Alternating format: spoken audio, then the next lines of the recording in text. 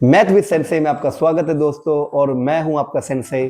तो जैसा मैं कह रहा था कि पॉलिटिकल साइंस की क्लास चलेगी आपकी, और प्लेलिस्ट मैंने अलग अलग बना दी है। तो अगर आपको कोई भी डाउट हो तो प्लेलिस्ट पे जा करके आप देख सकते हैं, और नोट्स के लिए आप टेलीग्राम चैनल प्लीज ज्वाइन करें और हमारे चैनल को सब्सक्राइब और लाइक करें। तो चलिए शुरू करते हैं। तो पिछले वीडियो में मैंने बात की थी कि संविधान क्यों और कैसे। आज हम ये देखेंगे संविधान बना कैसे। कहीं ना कोई चीज कहीं से तो आती है। तो सबसे पहले जो हमारा टॉपिक है कि संविधान की सत्ता। अब संविधान बनता कैसे है, देखिए। जैसे मान लो एक राजा है, और राजा बड़ा दुष्ट प्रवृत्ति का है। दुष्ट प्रवृत्ति से मेरा मतलब राजा बेकार है, बिल्कुल अय्याश राजा है। और वो अय्याश राजा कभी ना कभी तो वो खत्म होगा, है ना। उसकी सत्ता खत्म होगी, उसकी उम्र खत्म होगी, तो उसकी भी एक सत्ता होगी। और सत्ता के बाद जो दूसरी सत्ता आएगी, यानी दूसरे राजा की सत्ता आएगी, तो उसके कानून व्यवस्था कुछ अलग होगी, पहले की व्यवस्था अलग होगी, है ना। तो वो अपने सिक्के पे अपना चेहरा लगवाएगा, दूसरा वाला दूसरे अपने सिक्के पे चेहरा लगवाएगा। तो इसी को हम कहते हैं सत्ता।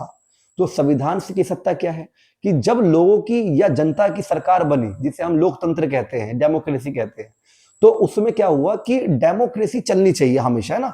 कि राजा तो है नहीं इसमें कोई, इसमें क्या करती है जनता ही जनता को चुन के उनमें से कोई एक एक लीडर बनता है। तो लीडर बनता है यार एक, तो उसके लिए भी तो रूल और रेगुलेशन होने चाहिए, वरना कोई लीडर बन गया तो उतरेगा थोड़ी ना। एक बार अगर कोई ऊपर चढ़ जाता, देख तो नहीं है, उतरता नहीं है। किसी की यहाँ पे 4 बार तारीफ कर दो तो एकदम ऐसा हो जाता, बिल्कुल फूल नहीं समाता, एकदम ऊपर ही हो जाता है। तो यहाँ पे भी यही है। तो संविधान की सत्ता क्या है। तो संविधान की सत्ता के कुछ मेजर पॉइंट्स है, मैंने नोट्स काफी इजी लैंग्वेज में लिखा है ताकि आपको समझ में आ जाए, ठीक। और आपको समझना भी ऐसे ही है। सबसे पहले संविधान की सत्ता को समझने के लिए सभी समुदायों की भागीदारी। देखिए, जब तक सारे समुदाय, सब लोग, हर तरह के, हर कैटेगरी के लोग एक साथ नहीं आएंगे, तो आप कैसे कह सकते हो कि आपने एक सत्ता बना ली, है ना। इतना आसान नहीं होता सत्ता बनाना। सत्ता बनाने के लिए आपको 100 दिमाग है तो 100 दिमागों को बर्दाश्त करना होगा, किसी एक दिमाग को नहीं। कभी कभार क्या होता है, कुछ लोग हमें पसंद होते हैं, कुछ लोग हमें पसंद नहीं होते। आपको भी नहीं होंगे, मुझे भी नहीं, एक आध, ठीक है। एक आध को मैं भी नहीं हूंगा, ना आप होंगे, ठीक है। तो कुदरती है, मतलब कहीं ना कहीं आपकी जो विचारधारा है आपकी अलग है, उनकी अलग है। तो किसी तरीके से वो अपना अपना एक समुदाय बनाते हैं सभी। तो जो एक समुदाय बनता है, तो समुदाय एक विचारधारा में बनता है, और कई उन सब विचारधाराओं को एक साथ लाना, और एक साथ लाओगे तभी तो सत्ता बनेगी। तो ये एक सबसे बड़ा चैलेंज होता है। तो उस चैलेंज को पूरा करना, सभी समुदायों को समुदायों की भागीदारी होनी चाहिए। यानी हमारे यहाँ वो समुदाय क्या हो गए, तो थोड़ा मैं आसान भाषा में एक्सप्लेन करता हूँ। तो जैसे कि जनरल कैटेगरी, आप फॉर्म भरते होंगे या कभी आपने सुना होगा, क्योंकि आप 10th क्लास में, 11th क्लास में हैं, तो आपको ये जानना जरूरी है कि इसमें कुछ कास्ट के हिसाब से उसकी भागीदारी बनाई गई है। कास्ट के हिसाब से मैं बता रहा हूँ। जनरल हो गया आपका, फिर आपका ओबीसी हो गया, ठीक है। जनरल को हम GEN कह देते हैं शॉर्ट में, और अदर बैकवर्ड कास्ट को ओबीसी कह देते हैं। फिर आपका SC आता है, शेड्यूल्ड ट्राइब आता है आपका, ठीक है। फिर आपका ST आता है, तो शेड्यूल कास्ट और शेड्यूल ट्राइब, ठीक है।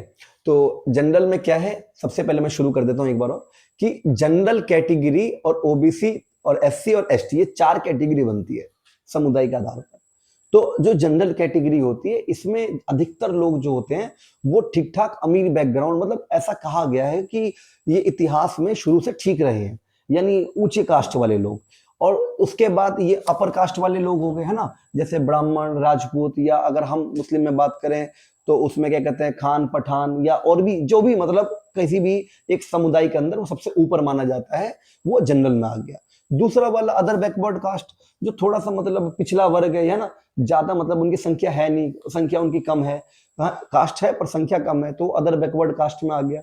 फिर आता है आपका शेड्यूल कास्ट।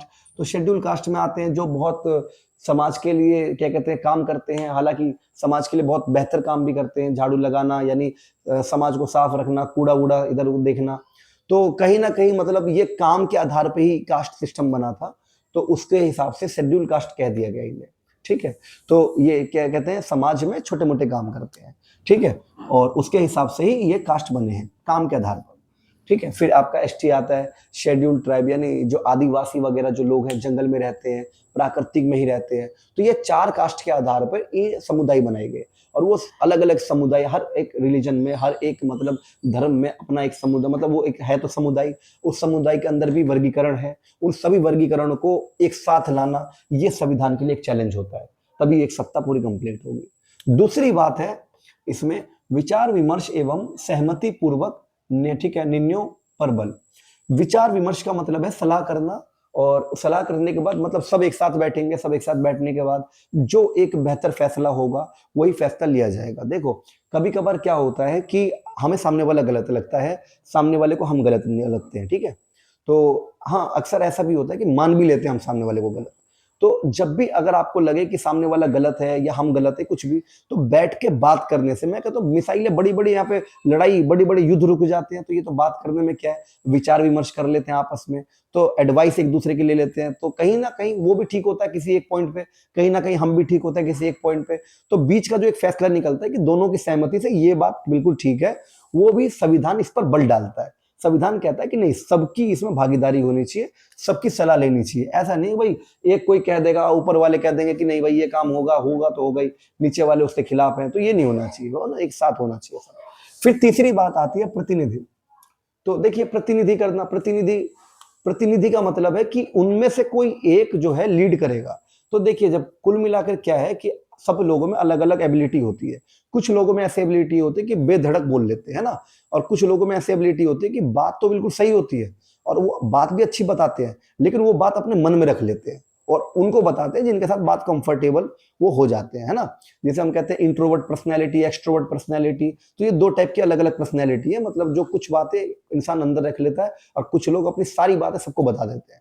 तो देखिए कहीं ना कहीं एक लीडर में एक ये होना चाहिए कि सारी बातें सबके सामने रख सके, है ना। एक समुदाय से एक लीडर है, कोई चुना गया है कोई इंसान, उस समुदाय के सारे लोग उस पर भरोसा करते हैं, ये कहते हैं कि नहीं भाई आप हमारी बात रख सकते हो, तो उसे हम प्रतिनिधि कहते हैं, लीडर कहते हैं सही रूप में। तो संविधान कहता है कि भाई एक लीडर भी आप चुन लो, जो भी आपका आप में से ही आना चाहिए, ठीक है, तब जाकर के सत्ता बनेगी। आखिरी और चौथी बात, प्रत्यक्ष निर्वाचन। प्रत्यक्ष निर्वाचन मतलब डायरेक्ट इलेक्शन, यानी इसके सीधे सीधे इलेक्शन होंगे, यानी चुना जाएगा। तो यहाँ पे सभी की भागीदारी होगी उसके अंदर और सब मिलकर के एक लीडर को चुनेंगे। यही है संविधान की सत्ता, कि संविधान की सत्ता बनी। सत्ता है ना कि राजा राजा की सत्ता बनी है, तो ऐसे ही जनता की भी तो सत्ता बनेगी। तो संविधान यही कहता है, ये 4-5 बातें अगर ध्यान रखो, 4 बातें ठीक है मेनली ध्यान रखो, तो उससे आपका सत्ता बनेगी। फिर अब आ जाओ भारतीय संविधान कैसे बना। तो भारतीय संविधान कैसे बना, तो देखिए अब सत्ता तो समझ में आ गया। संविधान बना कब था, तो संविधान को कितना समय लगा था, तो 2 वर्ष लगे थे, यानी 2 साल लगे थे 11 महीने, 2 साल 11 महीने 18 दिन, और समय इतना टोटल लगा था आपका, ठीक है। और 166 बैठक हुई थी। 166 बैठक का मतलब है कि देखिए एक दिन में नहीं बना, ठीक है, एक दिन सब बैठे, एक दिन मतलब जैसे कि है ना, जैसे तुमने पढ़ाई का जोश आता है कभी कभार मन करता है यार कि पूरी रात पढ़ेंगे, कभी कभार मन करता है पूरे दिन पढ़ेंगे, है ना, कभी कभार वो जोश आता है, तो वो काम हो नहीं पाता। तो उस काम को अगर आप लगातार करते रहोगे तो रेगुलरिटी से वो काम आपका ठीक हो जाता है ना। प्रैक्टिस से ही कोई चीज बेहतर होती है। तो इसका 166, ठीक है, 166 बैठक हुई थी इसकी। तो 166 बैठक में ये समझ लो आपके कि सभी ने अपने अपने विचार विमर्श रखे, हर कैटेगरी के लोगों को बुलाया गया, कोई पढ़े, कोई डॉक्टर था, कोई वकील था, है ना। हमारे जो फर्स्ट आपके प्रेसिडेंट थे, है ना, वो हमारे ही सबसे बड़े एडवाइजर रह चुके हैं, डॉक्टर राजेंद्र प्रसाद। उनसे बड़ा वकील मैं खुद नहीं मानता कि कोई है। बाकी अब ये कहोगे कि हाँ कि डॉक्टर भीमराव अंबेडकर जी वो हैं, तो हाँ वो भी हैं। डॉक्टर भीमराव अंबेडकर वो भी अपनी जगह बहुत बड़े लॉयर थे। देखो सभी अपनी जगह बेहतर है, सब एजुकेटेड है, किसी एक का हाथ नहीं है, सब बैठक में बनाए गए। हाँ बाई आइडिया उन्होंने भी बहुत अच्छी बातें बताई, सबने बताई, और उस आइडिया को ठीक किया गया।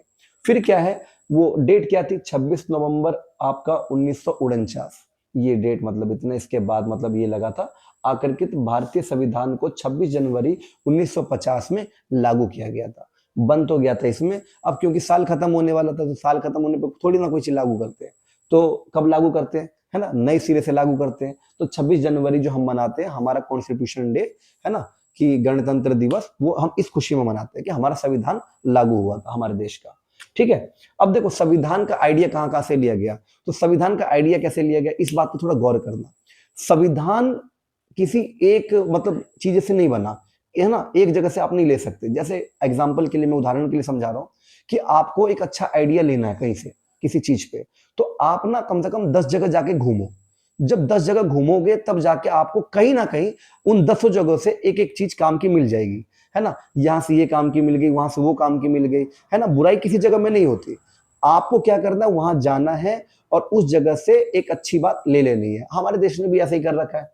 हमारा देश जो है लचीला संविधान को फॉलो करता है, ठीक है। जहां टाइट होना वहां टाइट होता है, जहां लचीला है वहां लचीला होता है। तो कहीं ना कहीं हमारे देश में फ्रीडम बहुत मिली है। तो कैसे बनाई है?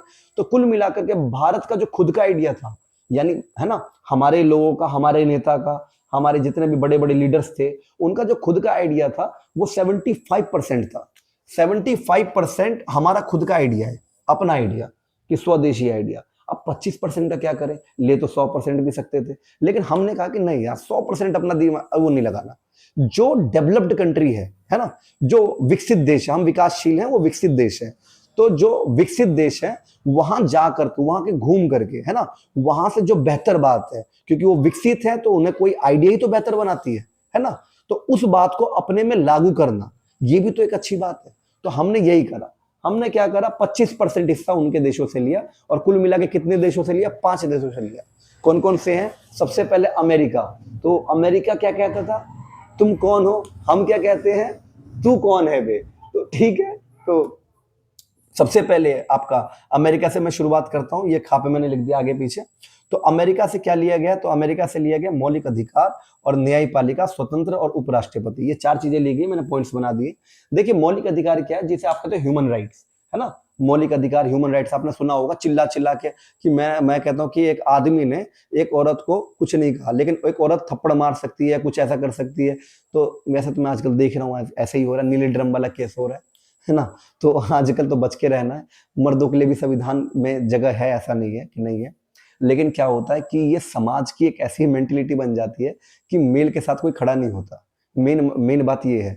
लेकिन हमारा जो संविधान कहता है कि नहीं, सब बराबर है, चाहे उसमें मर्द हो चाहे उसमें औरत हो, सबकी शिक्षा प्रणाली बराबर है, सबको समानता का हक है। यही बात उनको एक करने के लिए एक मौलिक अधिकार बनाया गया, कि जो कोई इंसान पैदा होगा, है ना, जैसे हमारे यहाँ कोई बच्चा पैदा हुआ, उसके बाप पे कर्जा था, तो उस बच्चे पे वो कर्जा लागू नहीं होगा। ये मौलिक अधिकार कहता है कि जब वो पैदा हुआ है तो जन्म से वो स्वतंत्र है, उस पर किसी का कोई अधिकार नहीं है। तो यही मौलिक अधिकार हमें अमेरिका से हमने लिया, ठीक है, कि कोई भी इंसान है उस इंसान को मौलिक अधिकार देना। न्यायपालिका यानी कानून व्यवस्था, जज वगैरह, ठीक है, जज जो सिस्टम है, जुडिशरी सिस्टम है, वो यहाँ से लिया गया। स्वतंत्रता, लिबर्टी, है ना, आजाद होना, यही है। उपराष्ट्रपति, वाइस प्रेसिडेंट, कि अगर बाई चांस प्रेसिडेंट को कुछ हो जाए तो उपराष्ट्रपति यानी वाइस प्रेसिडेंट बदले में ले लिया जाएगा आपातकालीन परिस्थिति के लिए, तो पहले तैयार रहते हैं। तो ये तो अमेरिका की बात होगी। अब ब्रिटिश की बात करते हैं। तो एक तो अमेरिका हो गया ना, एक देश अमेरिका, दूसरा हो गया ब्रिटेन। तो ब्रिटेन तो हम पे राज करके गया, तो उससे हमने क्या लिया? तो देखो हम चालाक थे। अब अंग्रेज हम पे राज करके गए, सारी बात तो ठीक है, लेकिन उन्होंने एक गलती कर दी कि हमें पढ़ा लिखा दिया, ठीक है, हम पढ़ लिख गए। हमारी शिक्षा प्रणाली तो पहले भी बेहतर थी, दिमाग तो हम भारतीयों में शुरू से ही बहुत था, ठीक है, लेकिन हमने उनसे क्या ले लिया? तो उनका मत अधिकार ले लिया, मत चुनाव, यानी जो चुनाव सिस्टम है, प्रणाली है, वो ब्रिटेन में होती थी। तो ब्रिटेन से हमने वो आइडिया ले लिया, इलेक्शन वाला। हमने देखा, हमने सीख लिया। संसद स्वरूप, संसद यानी एमपी एमएलए जो लिया गया आइडिया, ये भी वहीं से लिया गया। फिर कानून व्यवस्था, कानून यहां से ले लिया, न्यायपालिका यहां से ले ली, दोनों को हमने ऐड कर दिया। देख रहे हो हमारा दिमाग कितने ज्यादा स्ट्रांग है हम। फिर आपका थर्ड आता है आयरलैंड। आयरलैंड एक देश, आपने नाम सुना होगा, ठीक है, आयरलैंड, फिनलैंड, ठीक है, ये सारे देश। तो वहां से हमने राज्य और राज्यसभा का आइडिया लिया, कि राज्य बनाने हैं, स्टेट बनाने। तो स्टेट का आइडिया कि पूरे देश को चलाना मुश्किल है, तो उसे स्टेटों में बांटो, ठीक है, भाषा संस्कृति के आधार पर, और उसके बाद उसे चलाना और इजी हो जाता है। फिर अगला है फ्रांस। फ्रांस से क्या लिया हमने? स्वतंत्रता तो लिया ही हमने, तो स्वतंत्रता तो बात करी है, अमेरिका से भी लिया था, यहाँ से भी स्वतंत्र होना ले लिया। लेकिन स्वतंत्र किस आधार पे? समानता के अधिकार पे, है ना, कि समानता ये है कि सब बराबर है, कोई ये नहीं, कोई एक ज्यादा कोई एक कम, सबके लिए जो न्याय है वो बराबर होगा। उसके बाद है आपका कनाडा। कनाडा से हमने क्या लिया? अर्ध सरकार। अर्ध सरकार का मतलब है केंद्र और राज्य, आपने सुना होगा, हमारे देश में कई बार बात होती है कि केंद्र है तो क्या कहते हैं कि एक लोकसभा है, एक राज्यसभा है। तो हमने इसे 2 हिस्सों में डाइवर्ट कर दिया सरकार को, ताकि सरकार पे पूरी पावर ना आए, एक जगह पावर ना आए, उसका गलत यूज ना हो, 2 जगह रहे, राज्य अच्छे से चल सके और केंद्र भी उन राज्यों को देख सके, ठीक है, प्रॉपर एक फैसला हो सके, है ना, प्रॉपर वो अच्छे तरीके से हम चला सके। तो बस इसमें यही है, और ज्यादा इसमें कुछ है नहीं, जो मैंने मेन पॉइंट्स आपको बता दिए। तो ठीक है, वीडियो में आगे मिलते रहेंगे। लाइक करें प्लीज, सब्सक्राइब करें, और ज्यादा वीडियो को ना लंबा करते हुए मैं आपसे बस यही कहूंगा कि एग्जाम आने वाले हैं, अच्छे से पढ़ें, ठीक है। जो चीजें नहीं समझ में आए प्लीज कमेंट में मुझे बताएं, ताकि अगली बार मैं और बेहतर से बता सकूं। और अगर आपको कुछ कमियां लगे प्लीज और सपोर्ट करें ताकि हम उस कमियों को और सुधारें, बेहतर करें। शुक्रिया।